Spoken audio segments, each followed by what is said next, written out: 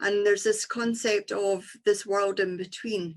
I'm a very firm believer, from all the years I've been doing this, never in all of my years have I ever had a communicator come through and say, I spent time in between worlds, ever. What they have said is, I stopped breathing, I closed my eyes, and my eyes in the spirit world opened. 1 minute I was there, the next minute I was there. Not I was out in a coma I was in a coma in the physical world, yes. But then when I stopped breathing, not that I was unconscious or wandering or lost for 3 months, and that's why I haven't communicated. Believe you me, we've heard all the stories as to why children haven't communicated, because they've been lost or they've been in rehabilitation. We came from that place. We spent, if we're lucky, 100 years here, and then we've got an eternity there, and it just doesn't make sense.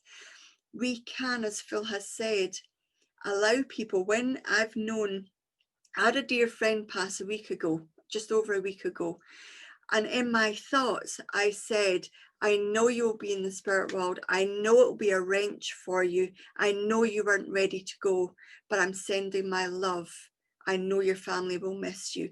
If we send thoughts like that, or if we feel that somebody has died by their own hands, or had their life taken, or died before we know they wanted to in the physical life, all we can do is, I know that that's probably the situation for you, but I also know you're home. Trust the process. We fear death sometimes so much that we assume they fear going there. It is not the truth. They've gone home. They've gone to a place they were at before we came here. Let's not judge it because of our fear. And that's what we tend to do. We tend to be reaching out and expressing a truth for everybody else because of our own truths or our own understandings.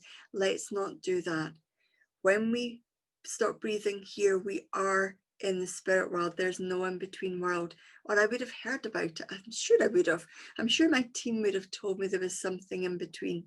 It's just a way and a theology or an understanding that we wish to make sense of. There's no sense in having to grieve. There's no sense in having to lose a child. There's no sense in having to lose somebody we love. When we're here, we cannot make sense of it because it hurts like hell. But when we're there, it does make sense. And that is all I can take from it, is that it doesn't make sense. Here, I lost a friend, I miss, I grieve. If Phil went to the spirit world, should be having a party. I would miss, I would grieve. Part of my soul would go to the spirit world with him. It wouldn't make sense. But when I'm over there, I hope it does.